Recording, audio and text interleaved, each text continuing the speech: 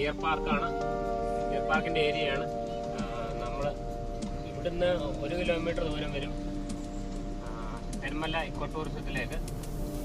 ഇവിടുന്ന് 17 കിലോമീറ്ററാണ് പുനലൂരേക്ക്. 17 കിലോമീറ്റർ പുനലൂരേക്ക്, 1 കിലോമീറ്റർ തെന്മല ഇക്കോ ടൂറിസത്തിലേക്ക്. തെന്മല ഒറ്റക്കൽ ശ്രീ ശങ്കരനാരായണ സ്വാമി ക്ഷേത്രമാണ് ഈ കാണുന്നത്. വളരെ പ്രകൃതി മനോഹരമായ ഒരു സ്ഥലത്താണ് ഈ ക്ഷേത്രം സ്ഥിതി ചെയ്യുന്നത്.